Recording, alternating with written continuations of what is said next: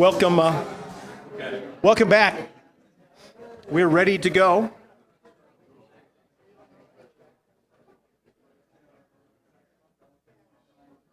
How many of you have heard Dr. Rhodes on the radio, or you've seen him on television, or you've read one of his books? 3 of you. Okay, that's great. We're ready to get blessed. Dr. Rhodes, author of way over 70 books now, and I just saw a couple that I've got to get. 40 Days Through Genesis, 90 Days Through the New Testament, and I've always been impressed with his series on reasoning from Scripture with the various cults, Jehovah's Witnesses and Mormons, and just a biblical and gentle and wonderful approach to witnessing to others. He's got this one book that I refer to time and time again, the Big Book of Little Answers, or no, the Big Book of Bible Answers. Questions and answers.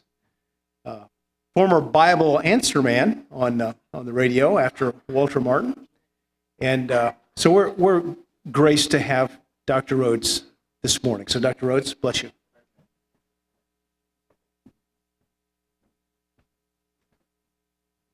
Good morning. Talking about the Bible answer man, you should have seen the body language that went on in there.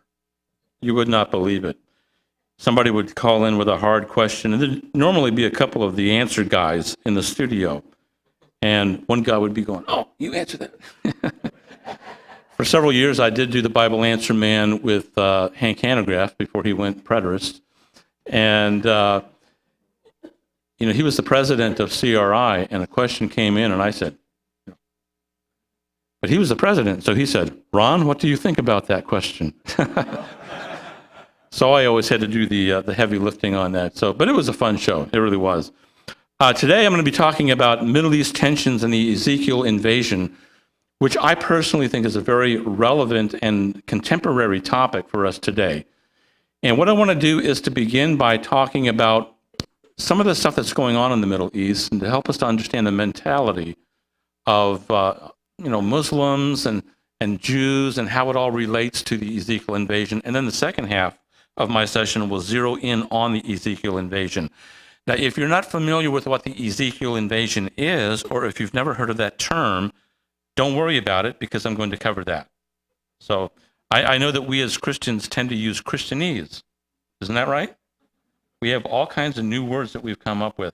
So if you've not heard of the Ezekiel invasion, well, you will understand it by the time that we're done. So don't worry. Let me just begin by pointing out that the Middle East is an arena of conflict.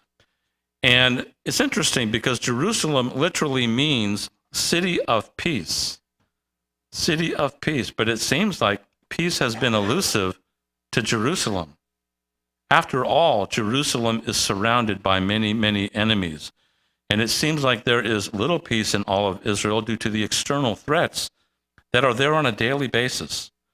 I mean, not a day goes by when the endangerment is missing. It's just always perpetually there.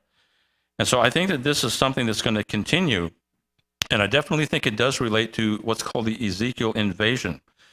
When you think about it, the entire Middle East has been an arena of conflict for the past 60 years.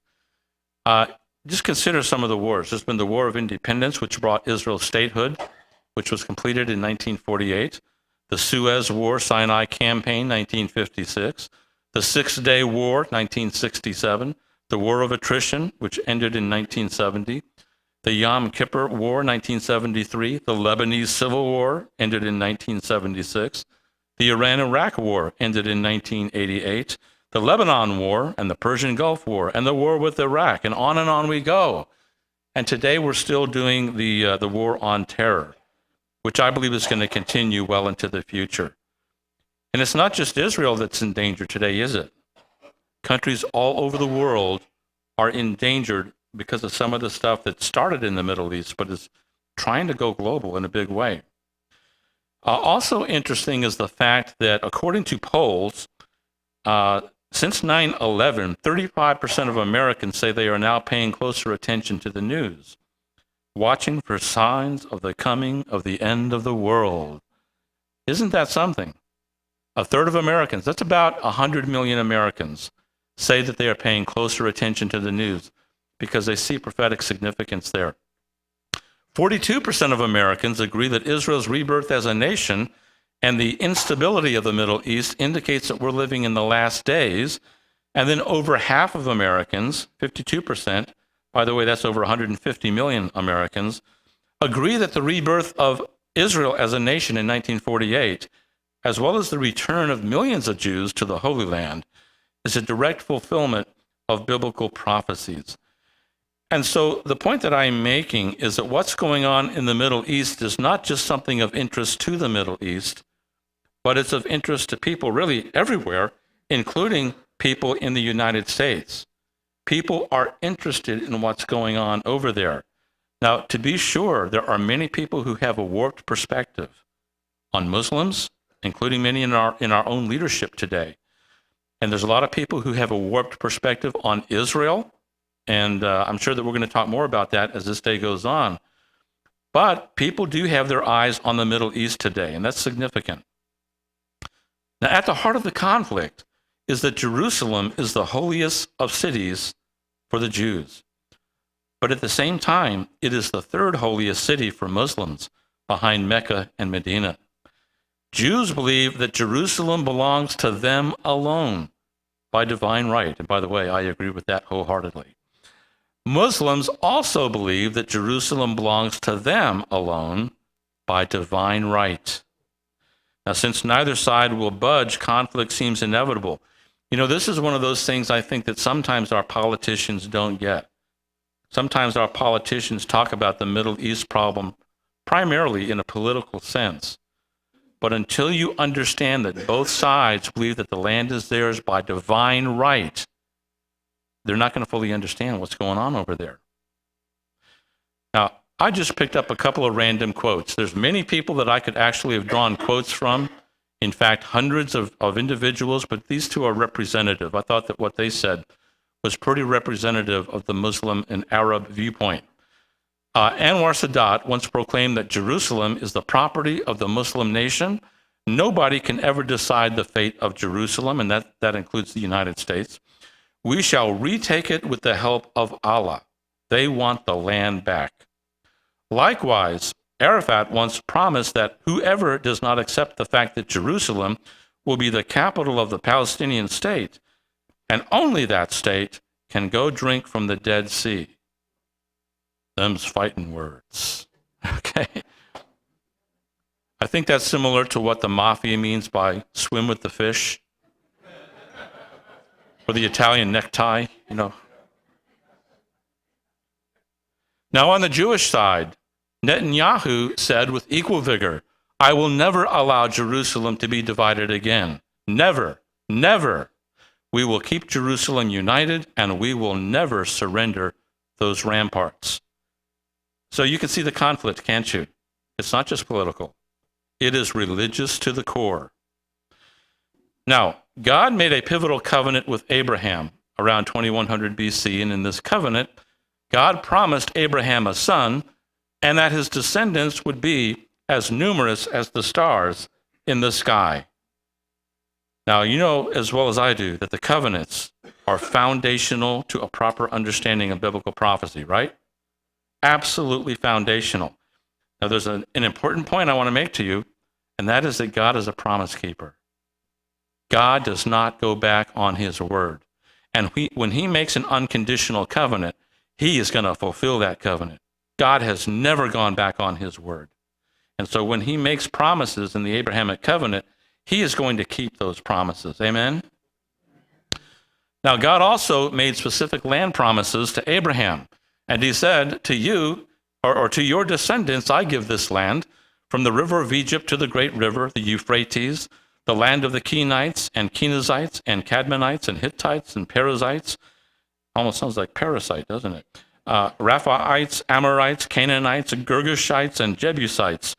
Boy, that's a lot of sites, isn't it? I remember one time when I used to be an attendee at Grace Bible Church in Dallas. J. Dwight Pentecost was the pastor. Remember him? He's written a lot of good prophecy books, and what a great name for a Christian, Pentecost. The associate pastor then was a young and upcoming Chuck Swindoll. And so one day, Dr. Pentecost was going to be preaching from the Old Testament, and he called on Chuck to read the passage of Scripture just randomly, and he absolutely massacred these names. I mean, just absolutely massacred it. See, I had to practice beforehand, but Chuck just, randomly, he just massacred it right in front of all those people. It's kind of funny. Now, these land promises were then confirmed with Abraham's son, Isaac. In fact, we read in Genesis 26, to Isaac God promised, to you and your descendants, I will give all these lands, and I will confirm the oath that I swore to your father Abraham. I will make your descendants as numerous as the stars in the sky, and will give them all these lands. And again, God is a promise keeper. He is going to do what he said. And then the land promises were confirmed with Isaac's son, Jacob. To Jacob, God promised, I will give you and your descendants the land on which you are lying. Your descendants will be like the dust of the earth, and you will spread out to the west and to the east and to the north and to the south. God is a promise keeper. Every generation, God reminds his people, I will fulfill what I have promised to Abraham. Now, much later, in Psalm 105, we read the following words. God remembers his covenant forever, the word he commanded for 1,000 generations. The covenant he made with Abraham, the oath he swore to Isaac. He confirmed it to Jacob as a decree, to Israel as an everlasting covenant. Underscore that word everlasting. To you I will give the land of Canaan as the portion you will inherit. God is a promise keeper, and he has promised a specific land to the people of Israel. Now then, on the other side, the Muslims come around and say that Allah promised them the land. How do they go about that? How do we see this switcheroo, as it were? What do the Muslims do in order to justify their case that Allah promised them the land? Well, basically, one of the things they do is that they claim that while the original Bible that we have was the Word of God or the Word of Allah, and it still retained its doctrinal purity by the time of Muhammad, nevertheless, sometime after Muhammad, the scriptures became corrupted by the Jews and the Christians. Now, as an example, they will say that sometime after Muhammad, the Christians went in there and inserted verses about Jesus being God, and inserted verses about the Trinity, Jesus resurrecting from the dead, all these kinds of things were allegedly inserted by Christians. But at the same time, allegedly, the Jews inserted certain things into the Bible. And because of that, Muslims say that the Bible has been mingled with many untruths. The original and the fictitious, the divine and the human, are so intermingled that the grain cannot be separated from the chaff. So do you see what they're doing? You see, we look at the Bible and we see that God has promised Israel very specific promises. The Muslims are coming around and are undermining our entire basis of belief, which is the Bible. Yeah, you may base your belief on the Bible, but you can't trust the Bible, you see. The Bible has been altered, and therefore you should not trust the Bible. You should only trust the Quran. And you should only trust hadith or Muslim tradition. And so they're undermining the Bible, which is the basis of our understanding of the Abrahamic covenant. The Muslims claim that the Jews inserted many things in the Old Testament that served to benefit them. More specifically, the Muslims claim that while they are the true and rightful heirs of the promises made to Abraham through Ishmael, who gave rise to the Arab nations, the Jews, for personal gain, concocted a story and inserted into the manuscript copies of the Old Testament to the effect that Isaac became Abraham's heir of the Palestinian land promises. So, in other words, the Jews made it all up. That is not the original Word of God.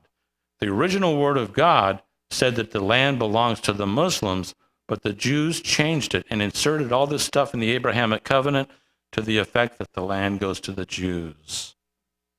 That's what I call a switcheroo. Now, in this falsified Jewish version, Ishmael and his descendants became outcasts and thus have no right to the land. The original Old Testament, they say, did not have this concocted story. In truth, Palestine, by divine right, belongs to the Muslims.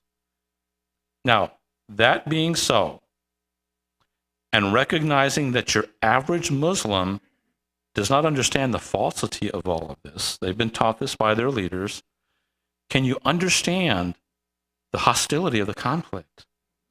With Christians saying, God promised us the land, and with the Muslims saying, oh, you devious people, you inserted this stuff in the Bible. That land belongs to us and you know it. You see, that's the heart of the conflict. And I'm afraid that many of our politicians simply don't get it. Now, in view of such facts, modern Palestinian authorities say that the existence of, quote, the Zionist state is the entire cause of the modern Middle East conflict. The land belongs to the Arabs, and Israel simply cannot continue to exist. Now, let me just address this issue of the manuscripts before I go any further. You know, there's something about me that starts to get all riled up when I hear this kind of stuff, because I'm a big believer in the Bible and the truth of the Bible, as you are. And so when I hear people saying things that are just absolutely untrue, I have to address it very quickly. It is both inaccurate and unreasonable to claim that the Bible became corrupted soon after the time of Muhammad. The fact of the matter is, I see that my assistant put a typo here. It says by this time there were hundreds of thousands of manuscript copies. It's more literally thousands of copies.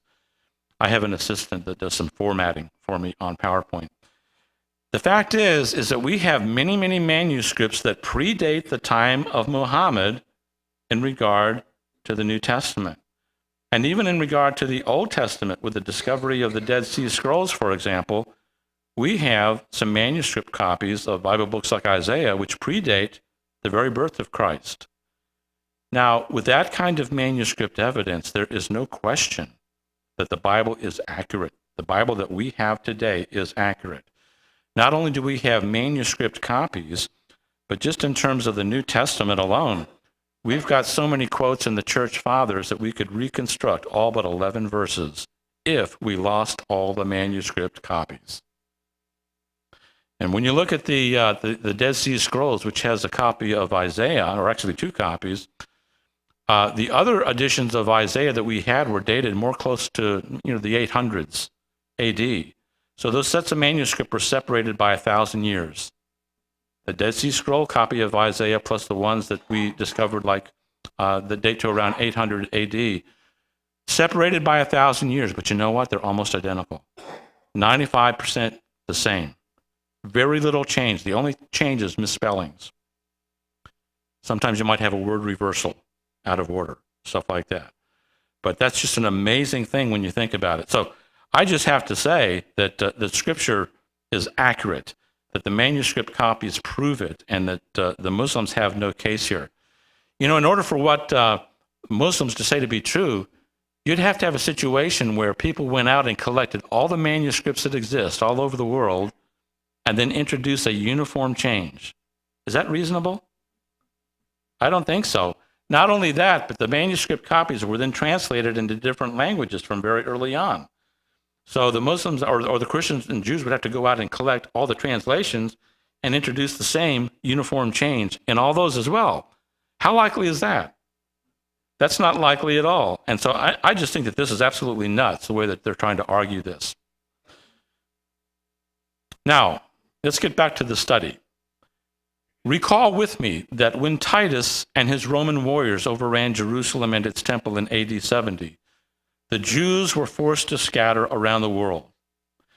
And God promised an amazing prophecy, promising the scattered Jews, I will take you out of the nations, I will gather you from all the countries and bring you back into your own land.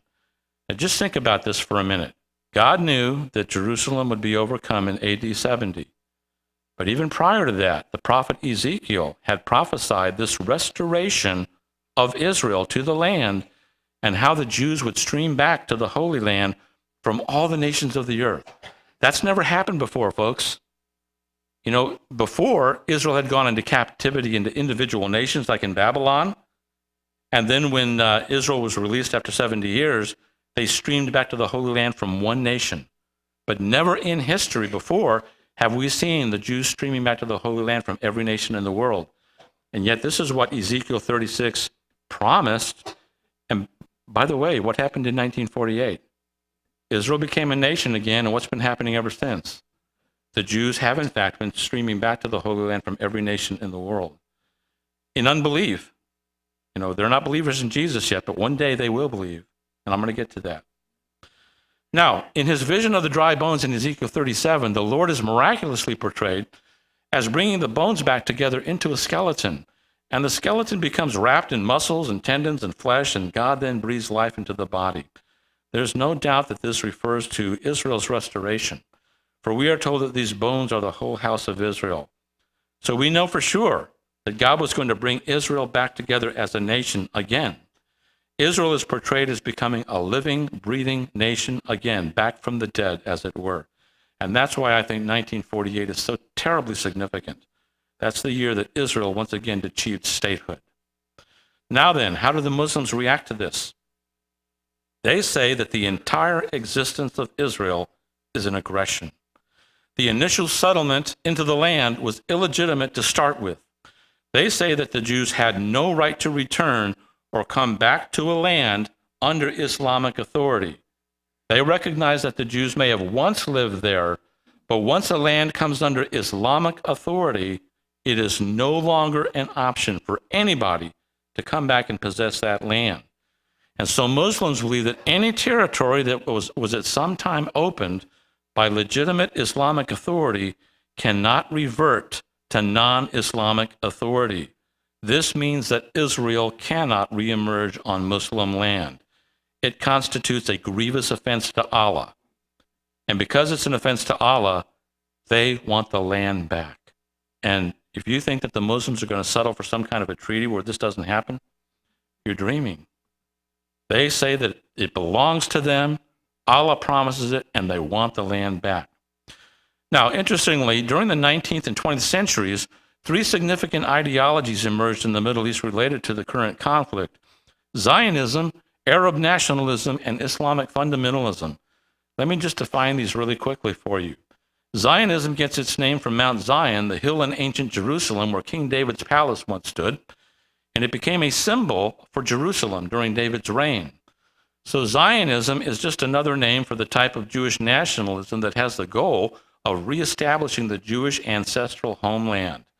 It involves not just the idea that the Jews have returned to the land, but it involves the return of Jewish sovereignty over the land. And they are not willing to give up that sovereignty. Zionism is essentially a national liberation movement of the Jewish people. Christians who uphold the right of the Jewish people to return to the land and establish an independent state are often referred to as Christian Zionists. Tommy was talking about that a little bit earlier. Now, by contrast, Arab nationalism emerged as a movement that seeks to unify Arabs as one people by appealing to a sense of their common history and culture and language. It is a secular movement, not a religious movement. It is a secular movement that seeks to gain and maintain Arab power in the Arab lands of the Middle East. Now, one of the things that the Arab nationalists don't like is Western influence. They don't want the United States hanging around Middle Eastern countries.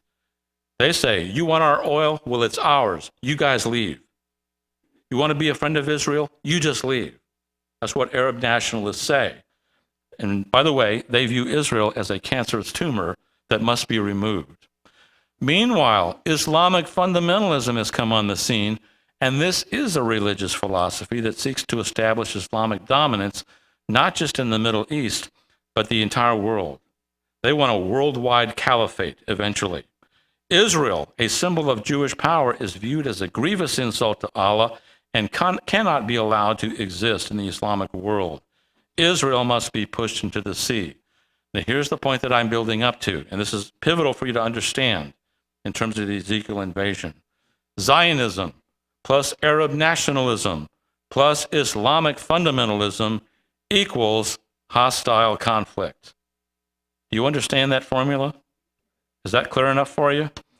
It's really as simple as that. I mean, there's a lot of complexities involved, to be sure. But Zionism plus Arab nationalism plus Islamic fundamentalism equals hostile conflict. And our modern politicians, they're trying to solve the Middle East problem, but they have failed miserably so far. There's only one who will eventually make a covenant that will bring peace to the Middle East, and that's the Antichrist, but he's got ulterior motives. I have a separate session on the Antichrist I wish I could do, but there's not time, today. But I know that it's online. It was a previous conference done here, and if you go on YouTube, you can watch that. Now, understanding the term jihad, jihad comes from the Arabic word jahada, which principally means to struggle or to strive with. Muslims today often use the term in reference to armed fighting and warfare in defending Islam and standing against evil. But for most Muslims, any war that is viewed as a defense of one's own country is called a jihad. Now, radical Islamic fundamentalists go much further with this idea. In their thinking, jihad has the goal of terrorizing perceived enemies of Islam into submission and retreat. Now, who's doing this kind of thing today? Anyone? ISIS is a good example. You see, they use jihad as a means of terrorizing perceived enemies of Islam into submission and retreat. And they make a very visual show of it. I'm not going to go into that or show anything, but the fact is they're very graphic, and they're making their point. They're using terrorism as a tool to accomplish their end. Muslims believe that Muhammad's mission was to conquer the world for Allah, and so the goal of modern jihad is to establish Islamic authority. And by the way, they have their sights on America. They're already pouring tons of money into American educational institutions, building Islamic centers of education so that our current college students can understand true Islam, as opposed to the way it's portrayed by the Western press. So they've got their sights on America, and they've even said, the Islamic leaders have said, that even though Christianity has been number one in America, that time is limited, because Islam will be number one in America one day. So that's where they're headed. The world dominion of Islam is the ultimate goal. Salvation is guaranteed one way, and one way only, and that's if you die in the cause of Allah. They don't have security and salvation in any other way. You see, they believe that in sort of a work salvation, Muslims believe that you got to perform and do things so that Allah will be pleased with them at the judgment. But there's no security in salvation. The only way to be sure of going to paradise is to lose your life in the cause of serving Allah. And Muhammad said, the person who participates in holy battles in Allah's cause, and nothing compels him to do so except belief in Allah and his apostles, will be recompensed by Allah either with a reward or booty if he survives, or will be admitted to paradise if he is killed in the battle as a martyr. You see, so that's the motivation for some of the stuff that you see going on today. And then, of course, there is apocalyptic Muslim theology. There's this belief in the return of the 12th Imam.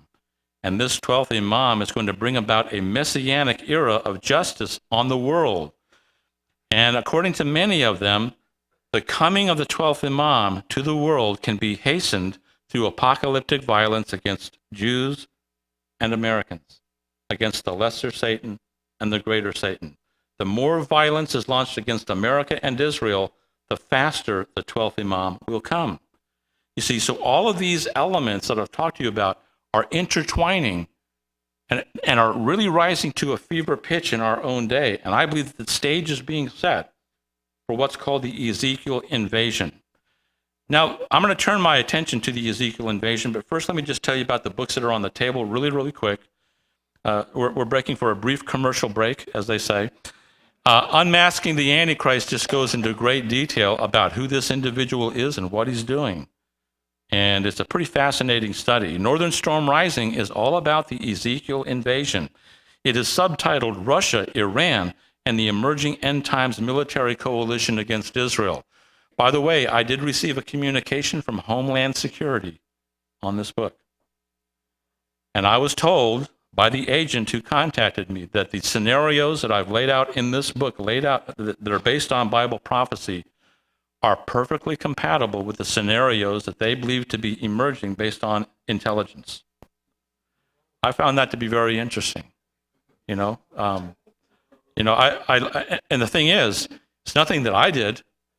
God gave us intel in advance. That's all there is to it.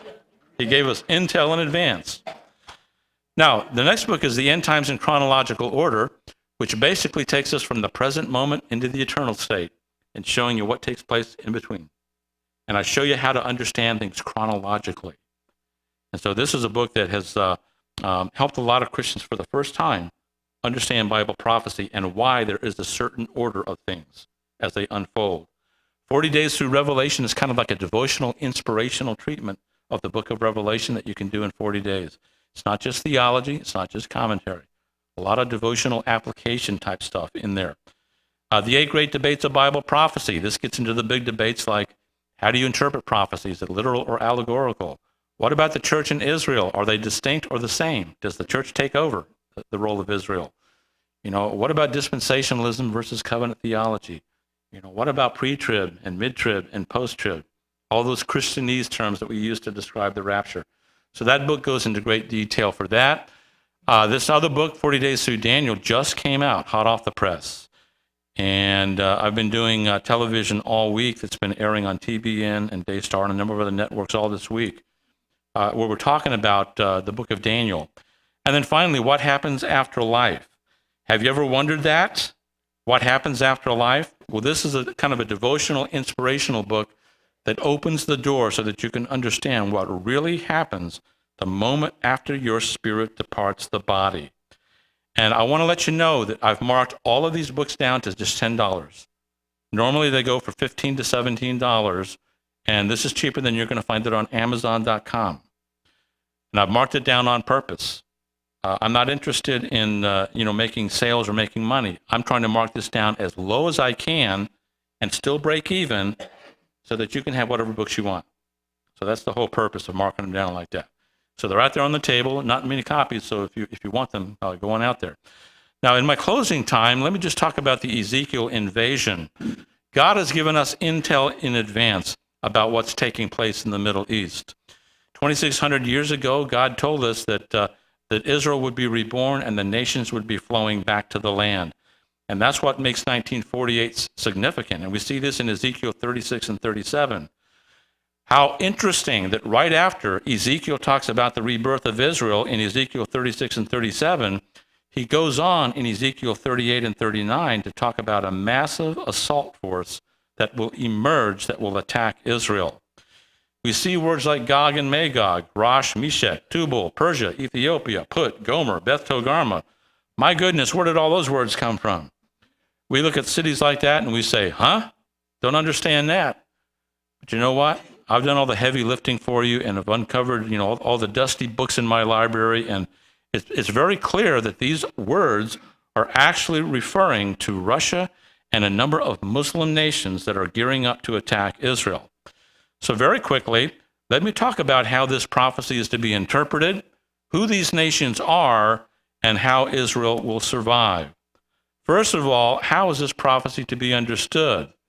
Some liberals say that a long time ago, chapters 38 and 39 must have been inserted in the book of Ezekiel by a different author. That's what they say. Some other author must have inserted all that. Among other things, it's argued that the nations that allegedly invaded Israel are not even right next to each other. When you look at the nations that invade Israel, they're scattered about on a globe. So what would they have in common? Well, now we know, don't we? They're Muslim. The nations may not be right next to each other, but we're going to see that they are Muslim nations. So this is not really a problem at all. The fact of the matter is that it makes good sense that these nations would want to move against Israel. Another interpretation is that Ezekiel 38 and 39 is metaphorical, and they just describe the common struggle between good and evil. The problem with that, though, is that the other prophecies in the Old Testament were fulfilled literally. You know what I think? When the plain sense makes good sense, seek no other sense lest you end up in nonsense. Does that make good sense? The fact is that this prophecy comes right after Ezekiel 36 and 37, which is coming true before our very eyes. Israel's become a nation again. And the people are streaming back to the Holy Land even as we speak. They're in unbelief, but I believe that one day at the second coming, they're gonna become believers. Another interpretation is that the prophecy was likely fulfilled sometime in Ezekiel's day. And against that idea is the fact that Ezekiel himself said that it's going to be fulfilled in the latter years and in the last days. And not only that, but it would have to be fulfilled after Israel became a nation again, according to Ezekiel 36 and 37. The only true interpretation is this: the invasion is yet future. No invasion involving these nations has yet occurred. The unique alignment of nations that never occurred in biblical history but is occurring currently, and it will be in the end times. So it must occur after Israel is regathered from many nations around the world, and I believe that the stage is being set right now, don't you think, as we look at this? The danger of human rationalization, I tell you what, I see so many people rationalizing this away. I hate it when I see people rationalizing away Bible prophecy. I don't like it. I mean, the Bible is so clear on so much of this. Why is it that they're always explaining this stuff away? I have an illustration I like to use in illustrating this point. This is Oprah Winfrey, and I want you to sort of imagine that I'm a New Age health guru. Can you do that? Do I look like a New Age health guru? Probably not. But I want you to just use your imagination and think of me as a New Age health guru, and I'm being interviewed by Oprah. So she asked me, well, Ron, what about cardiovascular exercise? Will that really prolong my life? And I say to her, you know, Oprah, that's a big misconception. The fact of the matter is that each one of us only have a predetermined number of heartbeats. Why would you want to use them up quicker through exercise?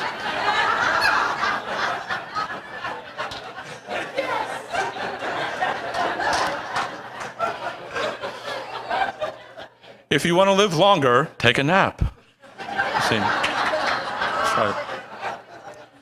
I see some of the men taking notes. It's like, So she says, well, you know, Ron, that sounds really good.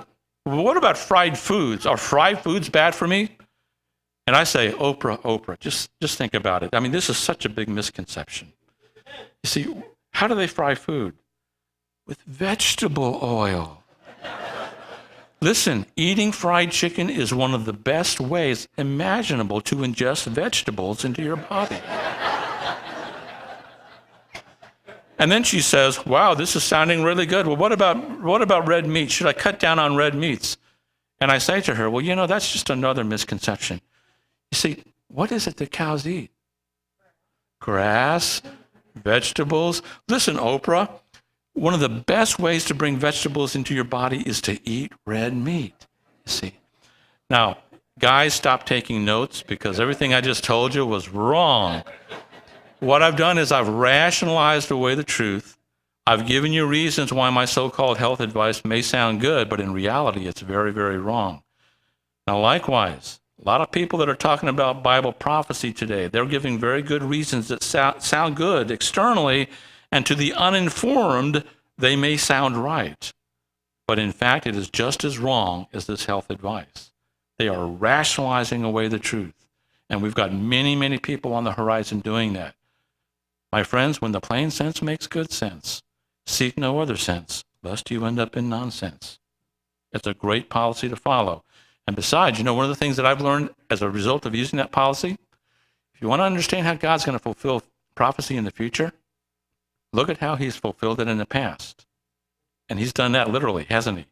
All those messianic prophecies, over 100 of them, have been literally fulfilled. And so I'm very concerned about what's happening in our society, but I'm also very convinced that this is the correct methodology, a literal approach. Now, the second question, very quickly, who are these nations and what is their current threat? Let me just bring you a summary statement that I have right here. Gog is the powerful leader of this coalition. Magog geographically refers to the areas in the southern portion of the former Soviet Union, probably all the Stan nations, you know, Kazakhstan and Kyrgyzstan and Uzbekistan, Turkmenistan, and all those other Stan nations. It's the nations that are near the Black Sea and the Caspian Sea. Rosh refers to modern Russia, to the uttermost north of Israel. Meshech and Tubal refers to modern Turkey. Persia refers to modern Iran. Ethiopia refers to the modern Sudan. Put refers to modern-day Libya. Gomer refers to part of the geographical territory in modern Turkey. And Beth Togarmah refers to modern-day Turkey as well. Now, if you can look at this map, you can kind of get a feel for how big this invading force is. Now, by comparison, do you see right in the middle of the screen a little red colored in area? That's Israel. That little bitty area is Israel. But look at all of these other nations that will be part of the invading force. You got Sudan down at the bottom right. You've got Libya above that. You've got the Soviet Union or Russia, as it's now, and then Magog being the Stan nations and Iran. All of these nations are going to launch a massive invasion into Israel. Now, I want to at least briefly address Rosh, because a lot of people think that just because the word Rosh sounds like Russia, that's the only evidence that we have that Rosh means Russia. And that's a straw man argument. None of us believe that. I don't believe that Rosh is Russia just because they sound alike. Rather, I think that Rosh is Russia because the evidence points to that reality. We have excellent Hebrew scholars who in their lexicons point out that Rosh is a real people that lived in the area of the world that is now occupied by Russia. We've got Hebrew scholars that demonstrate that there was a people called Rosh or Rus that lived in what is now Russia. We find inscriptions of Rosh and Rashu that were Assyrian inscriptions that predate the time of Ezekiel, referring to this people that live in what is now Russia. Rosh appears as a place name in Egyptian inscriptions as Rash as early as 2600 BC. And then we find one inscription that places Reshu to the far north of Egypt. Now, if you follow this line from Egypt northeast, where do you end up? You end up in Russia. That's right. And in Ezekiel 39, verse 2, Rosh is said to be from the remotest parts of the north. The term north is always to be understood in terms of Israel. So when you follow this line from Israel, where do you end up? Right through the heart of Moscow. That's right. You end up in Russia. So very clearly, I think that the evidence points to the reality that Rosh is Russia. And Rosh will join Muslim nations in this invasion into Israel. Now, when Ezekiel uttered this prophecy, Islam did not exist. 2,600 years ago, Islam did not exist. He may have wondered what these nations might have in common. Well, now we know. Islam. Russia, it might be interesting for you to know, has long shown an aggression toward Israel, and Russia has long joined with the Muslim nations against Israel. I don't know if you knew this, but due to the Freedom of Information Act, a lot of intelligence files that were previously classified have been released. And what we now know is that back in 1967, Russia was making a move on Israel with the Muslims. This is during the 1967 Six-Day War. The Russians were poised to attack Israel. Soviet warships and submarines and bombers and fighter jets were mobilized, ready for action. President Johnson ordered the Sixth Fleet to steam toward Israel as a show of support, and Johnson stared down the Russian bear. But they were moving against Israel. Same thing in 1973. More military aggression toward Israel. You might remember that Egypt, Syria, and other Islamic countries launched an attack. Russia provided the military muscle, including weaponry and ammunition, but the U.S. was standing with Israel. Leonid Brezhnev threatened Nixon, "Back down, pal." Nixon responded appropriately. "There will be incalculable consequences for the Soviet Union unless you back down now." Nixon stared down the Russian bear, and the Russians did back off. In 1982, Menachem Begin revealed that a secret but massive cache of Russian weapons had been discovered in underground cellars in Lebanon, prepositioned for a joint military invasion into Israel by Muslim nations and Russians.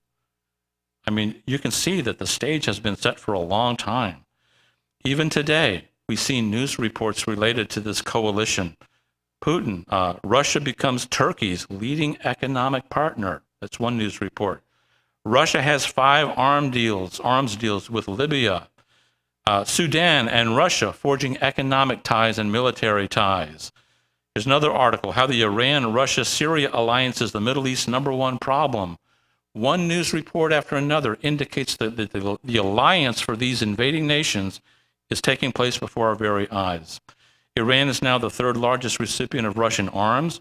with an annual trade of $500 million, and they have signed a 25-year military buildup. Recently, there was a nuclear treaty, which was a horrible treaty. You know, the United States gave an unbelievable amount of money to the Iranians, and the Iranians have not honored it. They really haven't. And the former House Speaker said just this week, I could never understand how you could sit down with the devil and cut a deal and then expect the devil to keep his word. He's not talking about the real devil. He's talking about Iran there. Very often, a lot of times officials forget that Muslims, especially radical Muslims, the kind of Muslims that are in Iran, use diplomacy as a cover. They will agree to an arms deal. They will agree to a nuclear deal, but secretly behind the scenes, they're doing their work. Same thing with Iran's missile program. I'm sure that you recognize that Iran has just run some missile tests. And Israel is very upset because these can carry nuclear weapons, you see. And so, they've claimed that they've not disavowed their nuclear treaty or their military treaty, but the fact is they have violated it. There's some commentary I could mention here, maybe just real quickly. Ilan Berman, who's the author of Tehran Rising, over the past several years, Israeli military planners have viewed Iran's burgeoning strategic arsenal with mounting alarm. Iran now constitutes the single greatest threat to the existence of Israel since the Jewish state's founding in 1948. This is not a Christian guy. This is like a secular analyst who's talking here. An Israeli news agency report said this: the Iranians see themselves as being at the forefront of the battle against the heretics. They believe in their connection to Allah and that salvation will come only when the war of Gog and Magog begins, and now is the time for it. I think the stage is being set, friends. In sum, the alliances already exist in our day. Iran has a proven history of deception and is almost certainly continuing its stealth pursuit of nuclear arms while portraying itself as honoring the recent nuclear agreement. Russia has joined forces with the Muslims in the past, and the precedent has been set. Russia will do so again in the Ezekiel invasion. So, how will Israel survive? And I will close with this today. How will Israel survive? God himself will destroy the invading force. The Muslim force will be annihilated. He who keeps Israel will neither slumber nor sleep. Amen? Now, how's the God going to do it? There's going to be, first of all, a massive earthquake. There's going to be infighting of troops, outbreak of disease, hailstones of fire and burning sulfur. I want you to understand how this unfolds. You know, God can alter the earth in any way that he wants. And he'll cause a massive earthquake that's going to swallow up a bunch of them. But then there's going to be infighting of troops. Keep in mind that these Muslim nations have different languages between each other. They might start thinking, by divine inspiration, that they're being double-crossed, and they start shooting at each other. Or maybe the Russians and the Muslims start to think that they're double-crossing each other. And so the Russians and the Muslims engage in battle. But God arranges things so that they're all shooting each other. All right, obviously you got a bunch of dead bodies laying there now. A lot of birds coming down and animals coming down to have a big feast on those bodies. There's a big outbreak of disease, which kills even more people. And then God brings hailstones of fire and burning sulfur. Now, I want you to notice God's words of warning. Pay attention to this. This is really cool.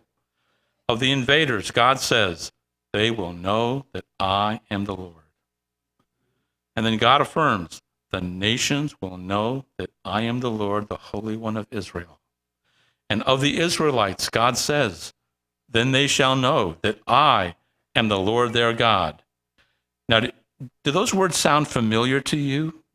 To those of you who have studied the Bible? When else did God say those kind of words? Exodus.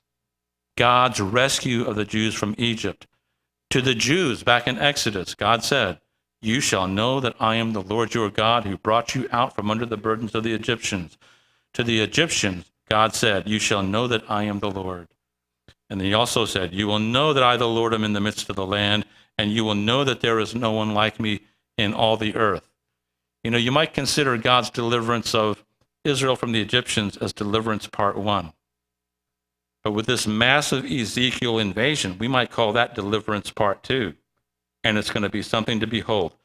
I'm out of time, but let me just talk about chronology for 30 seconds, okay? Just think about God's destruction of the Muslim invading force and see how that relates to other things in the Bible.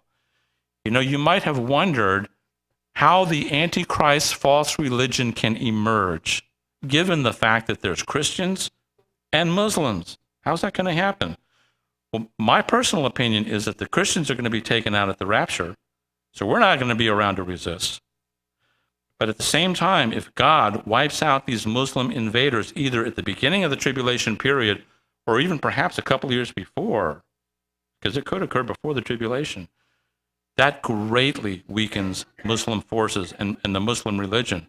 To me, that it just kind of opens the door for the easy emergence of the Antichrist false religion. And I also think it makes it that much easier for the temple to be rebuilt and for just a lot of the other stuff that takes place in the tribulation period, with the Muslims out of the way and with Christians having been raptured. To me, it all closely relates. So, closing perspectives. Israel is now back in the land, as prophesied by Ezekiel 36 and 37. The nations of Ezekiel 38 are identifiable. Number 3, alliances between these nations are emerging and solidifying in our own day, with Russia and Iran, Russia and Turkey, Russia and Sudan, and so on. 4, there is a motive, a strong motive among Muslims to attack because of their hatred of Israel. They're using terms like wipe Israel off the map, and they're using their views of apocalyptic violence to do violence against Israel and the United States to hasten the coming of the 12th Imam. Number 5, Russia has a long pattern of aggression against Israel. And number 6, it's my conclusion that the stage is now being set. So, friends, I think that we're living in significant days. I think that we're seeing some things in our own day that is setting the stage for the future. And, in my opinion, I think that this ought to impact the way that you and I as Christians ought to live, because Bible prophecy is life-changing. These facts are not just given you so that you can have intel in advance on the future, but that it can so inspire you to know that God is in control of human history that you're going to want to live for him. Doesn't that make sense? So if there's one thing that happens during this conference, I hope it's not that just that you have more knowledge about what the future holds, but also that you become excited about our Lord, understanding his control of the universe, and therefore renewing your commitment to serve him on a daily basis. After all, there's nothing that has to happen before the rapture happens. And he could come anytime. In fact, I've always thought it would be great if it came right in the middle of one of my messages. Maybe later today. Okay. God bless you guys. Thank you.